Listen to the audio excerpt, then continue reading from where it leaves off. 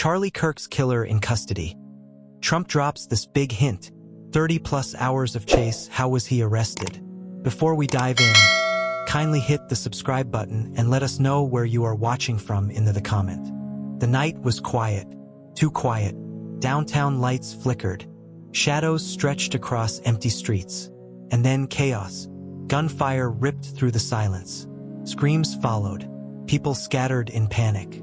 By the time sirens wailed, the damage was done. Charlie Kirk was gone. Shot in cold blood. In front of witnesses. The city froze. The news broke within minutes. Charlie Kirk shot dead. The headlines spread like fire. Phones buzzed. Televisions blared. Social media exploded. Shock rippled across the nation. Charlie Kirk wasn't just any man. He was a name, a voice, a figure that stirred both loyalty and hate. He lived in the spotlight. His speeches drew crowds. His words sparked debates. His presence demanded attention. But with fame came enemies. And with enemies came danger. Police had warned him before. Stay cautious, they said. He brushed it off. He believed he was untouchable. That night proved him wrong. Officers arrived fast. The street was chaos. Blood stained the pavement. Bystanders trembled, too shaken to speak. Detectives taped off the area. Flashing lights painted the night in red and blue. Reporters gathered at the edge, shoving microphones forward. One officer whispered, "This isn't random." He was right. It wasn't. The shooter had vanished into the dark. But he left behind clues. A trail that would lead to one of the most intense manhunts in recent history. The first witness described him. Tall, hood pulled tight, eyes like fire. Another said he walked calmly after the shots. Not running, not panicking, just vanishing. It was bold, calculated, professional. The detectives exchanged looks. This wasn't just a crime. This was a message. Hours later, the story hit Washington. The country buzzed. Cable news looped the same grainy footage. Anchor after anchor repeated the same phrase. Who killed Charlie Kirk? And then came the statement. From none other than Donald Trump. His words sent the press spinning. This wasn't random. Believe me, you'll see soon. A hint, a warning, or maybe a clue. Theories exploded. Was this political, personal, or something darker? Police moved quickly. The shooter couldn't stay hidden long. Every camera in the city was checked. Every witness was pressed for detail.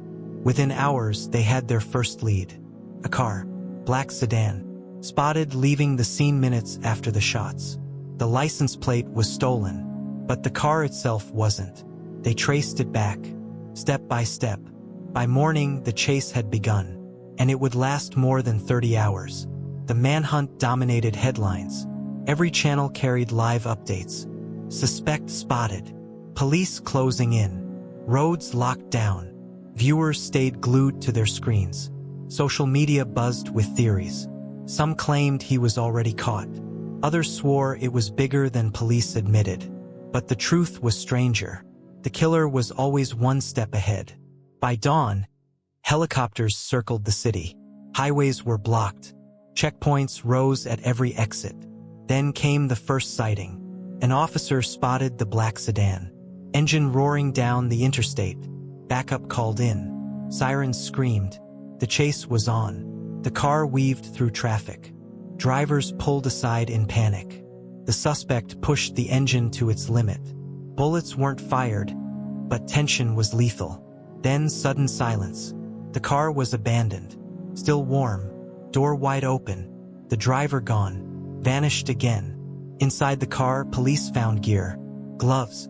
A burner phone. A map with circles drawn in red ink. The circles weren't random. They marked safe houses, hideouts, escape routes. The killer knew what he was doing. This wasn't a desperate criminal. This was a hunter. And the police were his prey. By midday, the FBI joined in. The case was too big, too public, too dangerous. Trump's hint only fueled the fire. What did he know? People asked. Was this part of a bigger plot? The nation was divided. Some demanded justice. Others demanded answers.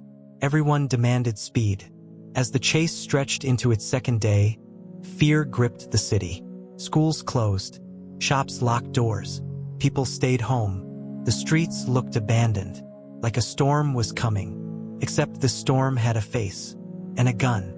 Just as hope seemed lost, another tip came in. The suspect was spotted near a gas station. A hooded figure, matching the description. Calm, cold, deadly. Police swarmed the area, but when they arrived, he was gone. Again, he was toying with them, peering, disappearing, always ahead. At this point, the chase was everywhere. 30 hours in, America was watching live. Updates came minute by minute. Every eye on the screen, every heart pounding. Who was he? Why did he kill? And how long could he run? The answer was coming, but no one was ready for how it would end. The city was locked down, roadblocks everywhere, helicopters circling, police radios buzzing. For more than a day, one man held the entire country hostage. The killer who shot Charlie Kirk was still out there, running, hiding, watching, and somehow always ahead. Detectives huddled in the command center. Screens glowed with live feeds, maps filled with red pins. Every hour, a new lead. Every hour, another dead end. He's not guessing, one agent said. He's prepared. It was true. The suspect moved like a man with blueprints in his head. He vanished in alleys. He slipped through neighborhoods. He ditched cars before police could catch him. This wasn't luck. This was strategy. Reporters shouted questions on the White House lawn. The story had exploded far beyond Knoxville. It was now national, global. Then Trump spoke again. This time, his words were sharper. He won't last. Trust me. We know more than you think. Another hint. Another wave of speculation. Was the killer tied to politics? Was it a message? Or just a ghost story with no end? Theories multiplied by the hour, and the chase grew hotter. By nightfall, officers narrowed the search.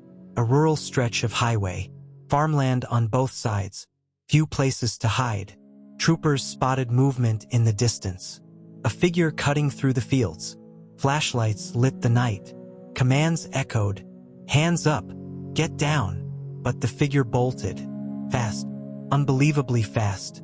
A foot chase began. Mud splashed. Dogs barked. Officers struggled to keep up. Then gunfire. Shots cracked in the darkness. Officers dropped low. Return fire lit the night. When the smoke cleared, the field was empty. The killer slipped away again. People stayed awake through the night. Televisions never shut off. Everyone wanted updates. Everyone wanted closure. Parents tucked children in with the news playing low. Truckers listened to radios on empty highways. Students scrolled through endless threads. The chase wasn't just news anymore. It was obsession.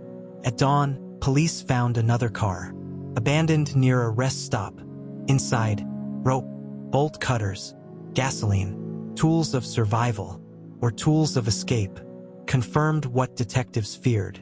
The killer had safe houses, caches, supplies ready. This wasn't desperation. This was chess, and he was always a move ahead.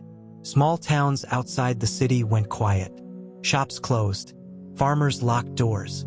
Every stranger was suspicious. Rumors spread like wildfire. He was seen near the diner. No, he's hiding in the woods. Someone swore they saw him at the creek.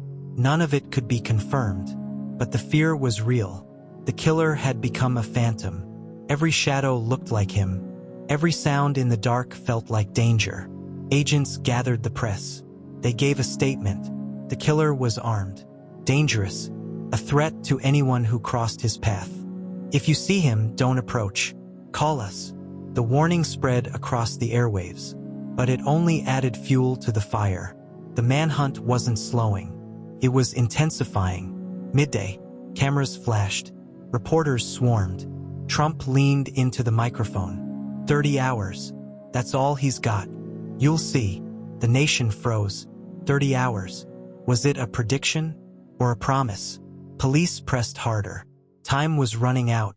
The killer couldn't keep running forever. Or could he? By evening, officers tried a new tactic. They set bait, a decoy vehicle, a fake safe house, hidden cameras everywhere. Hours passed. Silence. Then movement. The figure appeared. Hood low, steps cautious. He reached for the decoy door. Police surged. Freeze! The suspect bolted. Again. Another chase. This time through abandoned warehouses. Glass shattered. Footsteps echoed. Breathless commands filled the night. He slipped through a broken window. Gone again. The officers cursed. They were chasing a ghost. By hour 28, nerves frayed. Detectives hadn't slept. Officers were drained. Even reporters looked hollow. But the chase couldn't stop. Not now. Not with the world watching. The killer was running out of ground. But he was still running. At the 30th hour, hope sparked. A truck driver called it in. He had seen a man on the roadside, exhausted, covered in mud, matching the description. The tip was solid. Police raced to the scene. This time they swore he wouldn't escape. The ending was coming. The arrest was near. But how it happened would shock everyone. For more chilling true crime stories, don't forget to like, comment, and subscribe to the channel. The tip came from a trucker, a man on the roadside, covered in mud, clothes torn, eyes hollow. It was him, the killer. Police swarmed the area. Patrol cars boxed in the highway. Helicopters hovered above. Searchlights cut across the dark. The chase that had dragged for over 30 hours was about to reach its end. Troopers spotted him first, walking along the tree line, head low, steps heavy, a shadow of the man who had fired those fatal shots. Suspect in sight, the radio crackled. Adrenaline surged through the officers. This was it, the moment they'd been chasing, the moment the nation was waiting for. A voice boomed through a loudspeaker. "Stop where you are. Put your hands up." The figure froze. Seconds felt like hours. Then slowly he turned. His hood slipped back. His face was pale, streaked with sweat. His eyes burned with something between rage and fear. But he didn't raise his hands. He didn't surrender. Instead, he smirked. For 10 minutes, nothing moved. Officers stood with rifles raised. The suspect stood with empty hands. But his calmness felt wrong, like he had a plan. Negotiators tried. "Don't do this. It's over. Come quietly. No one else has to get hurt." The man just stared. Then he laughed. The sound chilled every officer. It wasn't the laugh of a man afraid. It was the laugh of a man in control. Suddenly, he bolted. Into the trees. Officers shouted, "Go! Go!" The forest exploded with chaos. Flashlights cut through branches. Dogs barked furiously. Gunfire cracked in the night. The killer was running for his life. But he wasn't running blindly. He knew the terrain. He had scouted it. Every step felt planned. Every turn designed to confuse. Still, the officers were closing in. The net was tightening. The forest turned into a war zone. Officers stumbled through brush. Mud swallowed boots. Branches snapped like gunfire. Suddenly, shots again. The killer fired from the shadows. Bullets ricocheted off trees. Officers dove for cover. Return fire lit up the night. Muzzle flashes cracked through the dark. But when the smoke cleared, the killer had vanished. Again. By dawn, officers realized something. The killer wasn't running aimlessly. He was circling them, moving like a predator, testing their lines. It wasn't just escape. It was war. The FBI set a trap. A ring of officers around the forest. Snipers on the ridge. Dogs on leashes straining to run. "He's boxed in," the commander said. "This ends here." Hours dragged. The sun rose higher. The forest grew quiet. Too quiet. Then movement. A figure darted between trees. Officers charged. Dogs lunged. The killer fought like a cornered animal. Throwing punches. Swinging a knife. Slipping through hands. But exhaustion slowed him. 30 hours on the run had broken his body. Every step was heavier. Every breath sharper. He stumbled. He fell. And for the first time, he didn't rise. Officers swarmed. They wrestled him to the ground. Handcuffs clicked shut. The forest echoed with shouts.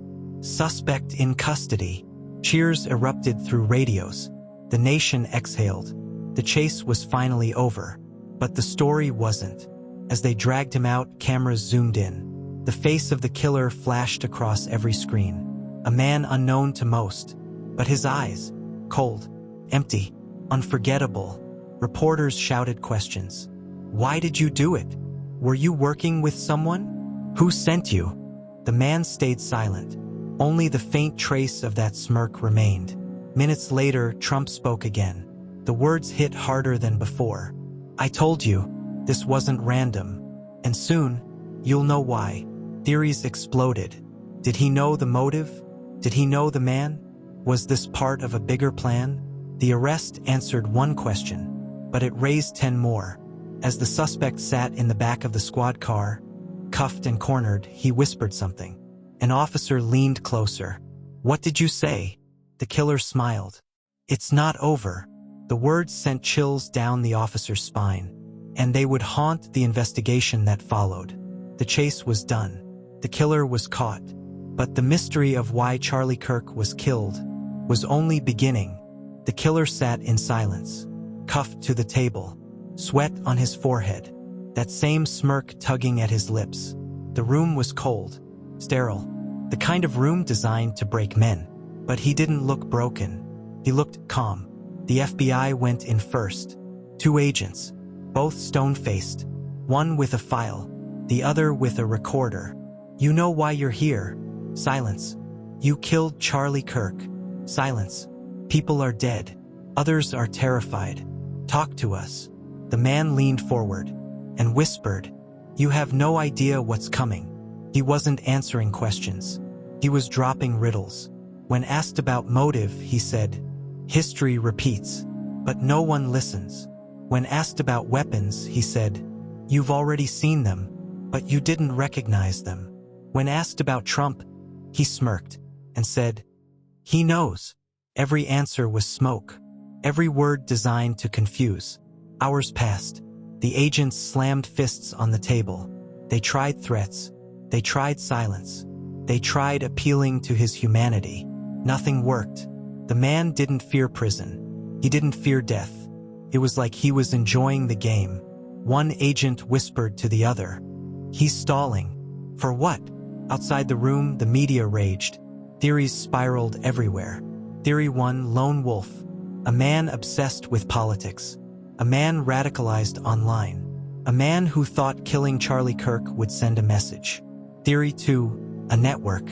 He wasn't acting alone. There were others, and he was covering for them. Theory 3, inside job. Some whispered that the killing wasn't just random. It was planned, funded, protected by people in power. And then there was Trump's hint.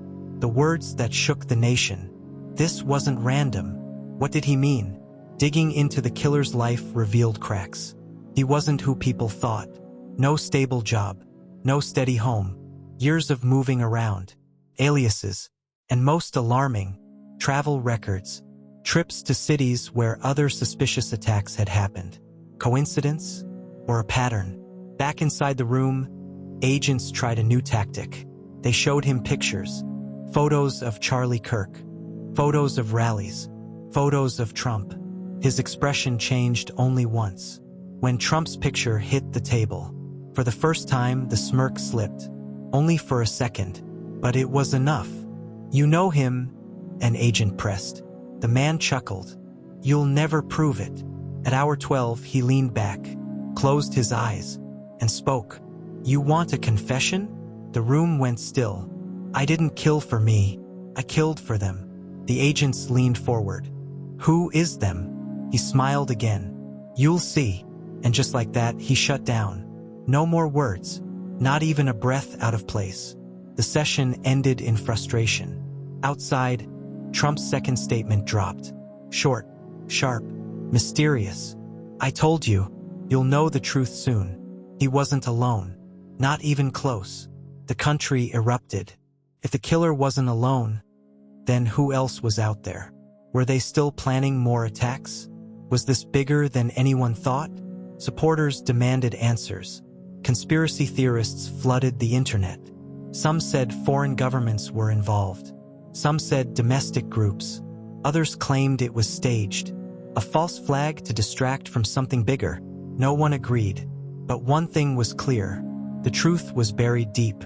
In his cell, the killer refused food, refused water, refused to speak. But at night, guards swore they heard him talking, muttering to himself, repeating the same phrase. "It's not over. It's not over. It's not over." Every time they tried to press him, he smiled. That same cold smirk. Investigators pieced together fragments. Maps in his backpack. Addresses scribbled on napkins. Phone numbers with no names. It wasn't random. It wasn't impulsive. It was structured, planned, and he wasn't finished. The more they dug, the more one chilling thought grew. He may have been caught, but his plan was still alive. At dawn, the FBI director called an emergency press conference. Flashes from cameras lit the stage. Reporters shouted. The director raised a hand. "We have him in custody." But the pause was deafening. "We now believe he wasn't working alone." Gasps rippled through the room. Microphones shook with questions. Theories exploded across the nation. And then Trump posted one final line. "They don't even know the half of it." The killer was caught. The nation was shaken. But the question that mattered most was still unanswered. Who was pulling the strings? The killer sat in a cell, silent, calm, but the walls around him were cracking. Evidence piled high. Maps, notes, encrypted messages, patterns no one wanted to believe. And for the first time, investigators realized something terrifying. This wasn't just about Charlie Kirk. It was bigger, much bigger. Buried inside his backpack was a notebook. Torn, water-stained, but readable. Inside were lists, names, dates, events. Some names were public figures. Others were activists. Some were journalists. And then there were blank spaces, spots where names were meant to go, but hadn't been written yet. The meaning was clear. Charlie Kirk wasn't the only target. He was just the beginning. His laptop told more. Encrypted files cracked open, revealing conversations. With who? No one knew. The usernames were strange. Strings of numbers, phrases pulled from history, but the messages chilled investigators. "We strike when the crowd is loud. Chaos is the weapon. Take one, and the others will fall." It wasn't the voice of a lone wolf. It was the voice of a movement. The FBI sent urgent alerts. If he was part of a group, where were the others? How many? How soon would they strike? Every agent knew the truth. They hadn't ended the threat. They had only clipped one piece of it. The killer's silence was no longer frustrating. It was horrifying, because silence meant there was more. On the third night, he cracked. Not with words, but with a laugh. A guard walked past his cell and heard him say, "They'll finish what I started." The words hit like a bomb. Finish what? Who were they? Agents stormed in, but he just smiled and whispered, "Too late." Then came Trump's last statement, and it was the most cryptic yet. "You think this was about one man?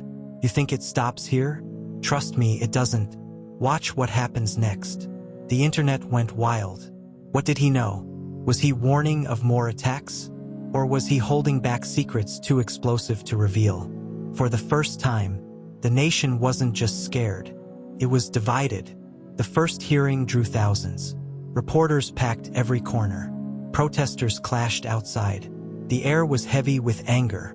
The killer entered, shackled, head held high, that same smirk plastered on his face. He refused to speak, refused to enter a plea. When the judge pressed him, he simply said, "You'll see." Gasps filled the courtroom. The judge slammed the gavel. But the damage was done. The message had spread. Was he part of a radical cult? Was he hired by a shadow group? Was this foreign interference? Or a domestic plot gone rogue? No theory was too wild. And yet none could be proven. The only fact everyone agreed on: Charlie Kirk was dead. And the man in custody knew more than he was saying. Across America, fear grew. Events were canceled, speeches delayed, crowds avoided. Every large gathering felt dangerous. Every strange face in the crowd felt suspicious. One attack had broken something deep in the country: trust, safety, control, and the killer seemed to enjoy it. Behind closed doors, investigators met with Trump.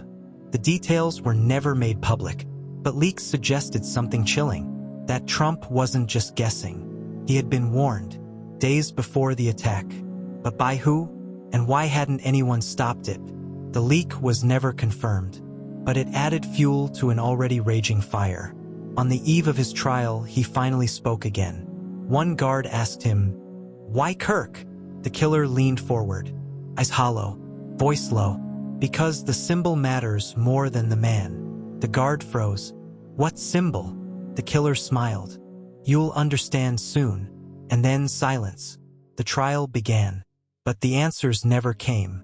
Every time the nation thought it was close to understanding, another door slammed shut. The killer sat in court, expressionless. Theories swirled online, endless. And Trump's words echoed like a prophecy. This wasn't random, and it's not over. As cameras captured him being led away, one detail stood out. A small tattoo, just visible on his wrist. A symbol, sharp, unfamiliar to most. But to those who studied extremist groups, it was a warning. The group was real. The network existed, and the plan wasn't finished. The case of Charlie Kirk's killer was closed. But the mystery was only beginning, and the question that haunted every viewer, every investigator, every American, was simple. If this wasn't random, if he wasn't alone, if the symbol meant more than the man, then who's next? For more chilling true crime stories, don't forget to like, comment, and subscribe to the channel.